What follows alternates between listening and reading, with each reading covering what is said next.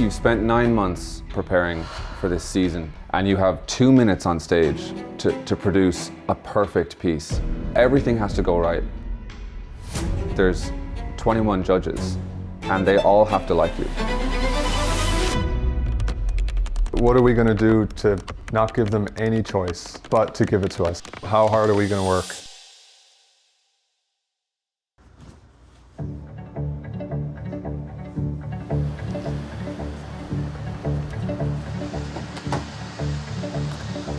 Hey everyone, it's the Gardiner Brothers here. I'm Matthew. And I'm Michael. And today we're going on a very special trip from our house here in Nashville all the way back home to our roots in Galway, Ireland, to visit our home house where we grew up. Yeah, it's been a long time now. It's been over 6 months since the two of us have got the chance to go home to Ireland. It's exciting to go home again. I think something that's really exciting for us on this trip is that we're going to be getting to do a little bit of research about our roots and learning a little bit more about our family. In order to comply with safety regulations, the cabin crew complete a final check. So we just arrived into Dublin here. We're just waiting on the bags. Yeah, it was a nice feeling now touching down to Ireland, and we're excited to see the family in a couple hours. We have a couple hours drive from Dublin to Galway, but excited to be back in Ireland.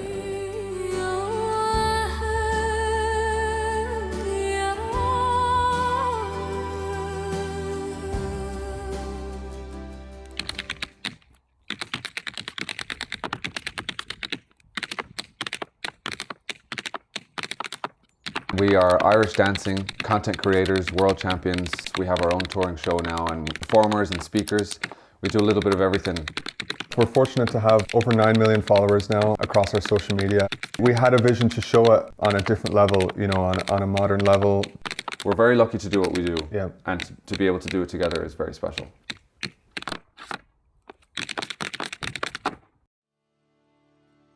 Mom was always very good when we were growing up for keeping little memories all the time. This frame here, which I think is the biggest frame of all time, was when we both won the World Championships in Montreal in 2015. So Matthew has 1 world title, 2 world titles, 3 world titles, and I was lucky enough to get 2 world titles. So we have 5 between us, and when we perform, sometimes we do an a cappella or a dance-off, and we get our audiences to guess which one of us has 3 world titles and which one of us has 2.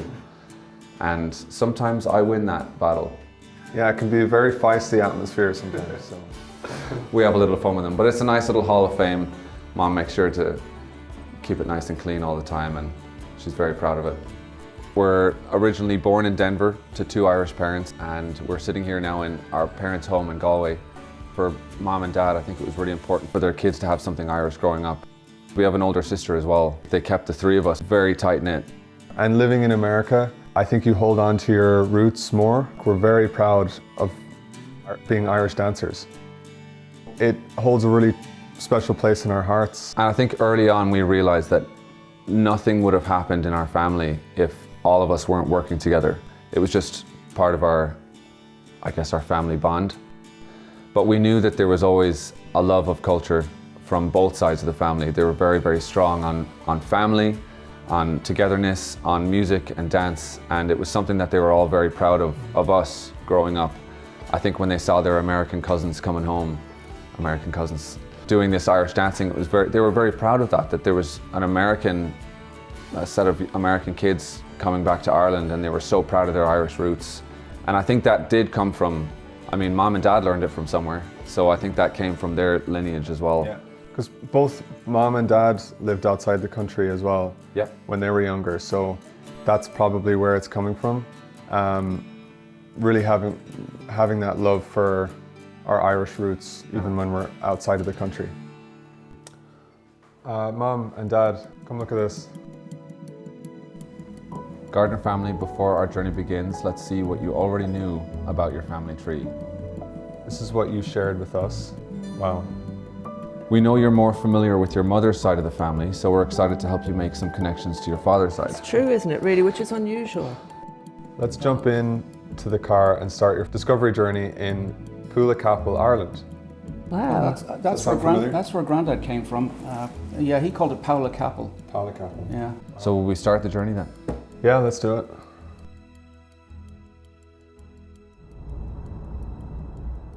It's a long, long way to Tipperary.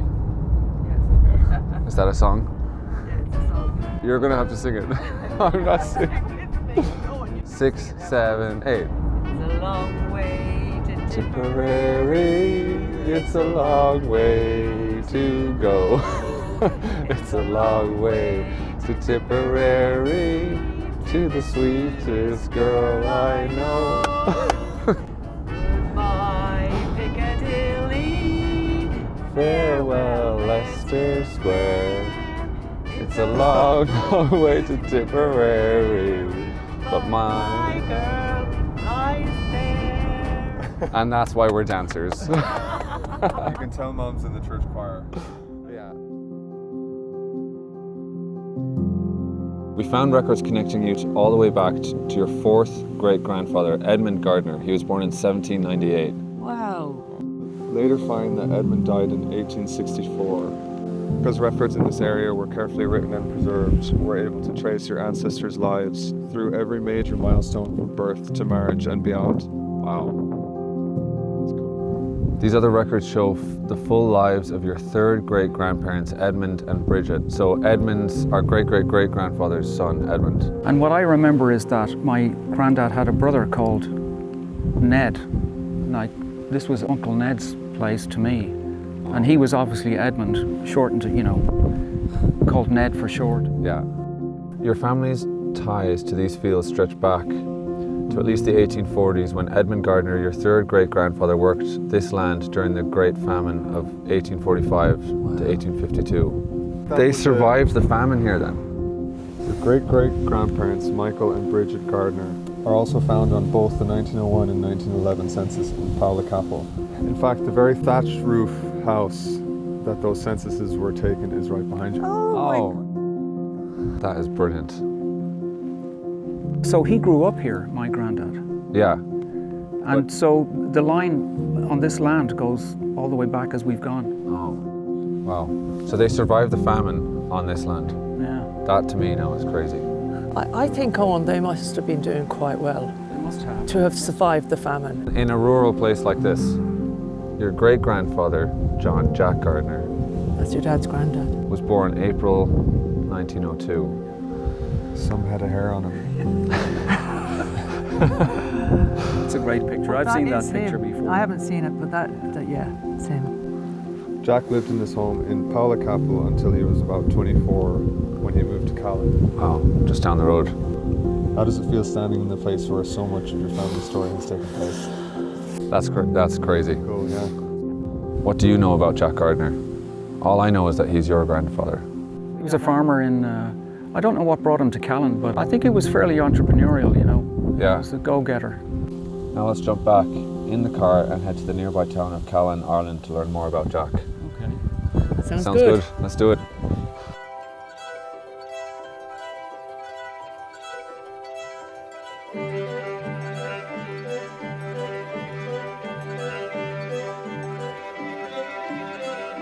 So where are we now? Steps Pub on Green Street in Callan. Around the age of 24, Jack moved to Callan. 10 years later, he purchased Steps Pub and his family lived next door to the pub he owned. While Jack spent most of his life in Callan, his deep love for Tipperary and for Irish sports and culture remained ever present. This pub reflects years of your family's story and we can still enjoy those memories today. Let's look around and see what other stories we can find inside. Brilliant. Hello, Eddie. Well, how are you doing? A pleasure to meet you. Come in and see the pub inside. You're more than welcome. I'll show you the saw. Now, this is the history. As you see, it's John Gardner's on it. This one here is... The 57 team. Yes. So your dad is in that. That's my dad there. Go away. That him. Yeah. Yeah. And this is the little archway that they used to drive the car up. He used to tell me, drive it right up here. He'd go into his house at that side, Yeah. and Jack used to be on the other side. And then they owned it, all this. Having some of that Irish heritage was always a big part of our life. Starting out with mom and dad getting us into the Irish dancing. It was cool to stand on the land and it almost made you feel more Irish than Yeah. ever. Seeing all your ancestors' houses And all those Gardners that went all the way much further back than even I knew. If you need any further evidence that Jack Gardner had a huge impact on the Callan community, you need to look no further than the title of this obituary. The King of Callan is dead. Wow. Special, isn't it? They came from far and wide to pay homage to the uncrowned King of Callan, Jack Gardner. He obviously had a massive impact on the area. That's incredible. Jack was a very honourable businessman who treated his clients with respect and decency. He was totally bereft of any form of malice or jealousy. That's what we would remember Ariane, right? He was so good-natured, very good-natured. Good-natured, kind, gentle man. So let's walk next door and visit the Church of Assumption, where Jack attended Mass nearly every day.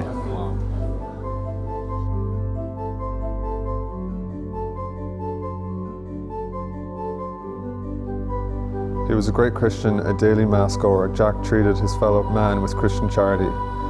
His inability to walk in the last few weeks of his life made his attendance in the parish church very difficult. John Jack Gardner was passionate about his religion and his country. He spent years of his life worshipping in this church and serving his community. He worked hard to preserve the Irish culture, sports, including Irish dance, and bring people in the community together. Before we continue, we invite you to honour your roots here in Callan, near where your ancestors lived, loved and celebrated life, with a dance that celebrates the spirit of your Irish heritage.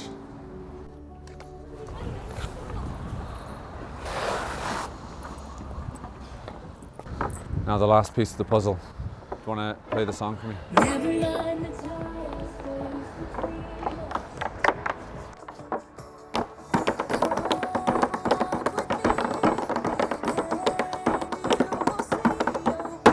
Oh, I didn't spin. Yeah, keep it in front. Okay.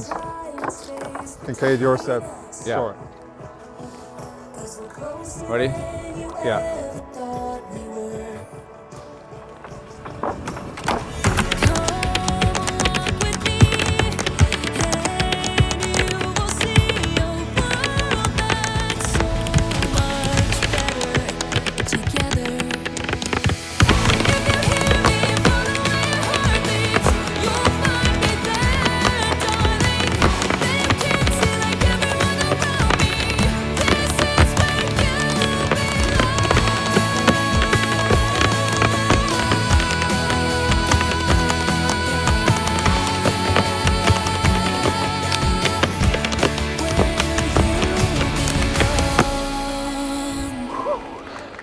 Nice. Well done.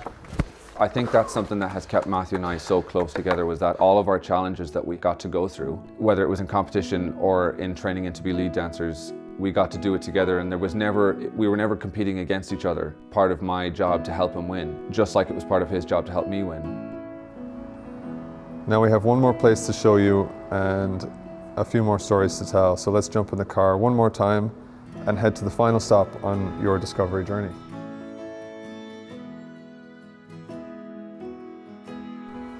From a tribute given at Jack's graveside, we learn about the time and sacrifice he dedicated to Ireland from a young age. His passion for his community only grew after his time serving his country. I've been in here with him before his name went on there, and he would say to me, my name will be there. Oh wow. And it was, and it is. I think he was the last one, yeah. It was the last one. So we have just a few more members to discover. You told us that Grandpa Mickey was raised by Johanna Carey, the mother he knew growing up.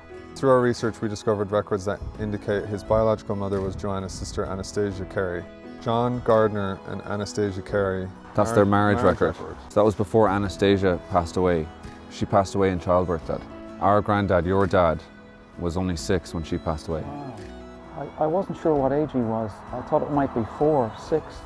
From your local family and this headstone, we learned that Anastasia died in childbirth alongside the twins that would have been your grandpa's siblings.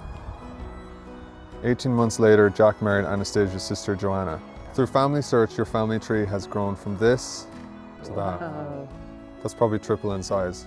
With many more stories to still discover. Matthew and Michael, today you've walked the same streets and stood in the same places that shaped your ancestors' lives and that your family helped shape in return.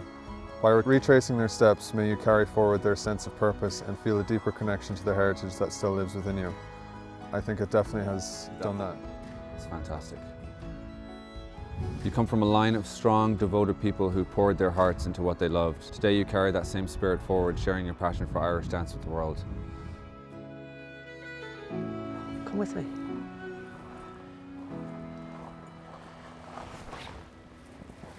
There we go.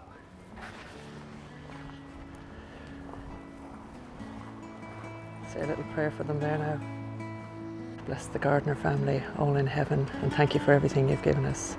Our Father who art in heaven, hallowed be thy name. Thy kingdom come, thy will be done on earth as it is in heaven. Give us this day our daily bread. I think it's been an incredible day, just going back through our family history. I think it's been incredibly emotional almost. I think something that hit me hard in a way was how much the family went through the famine. I think that was an incredible thing to learn, how they're so rooted in this part of Ireland.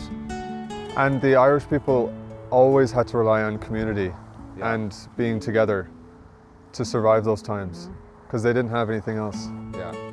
And even that little note about Jack preserving the Irish dancing, great-grandfather, and we're trying to do the same thing now years and years later. Yeah.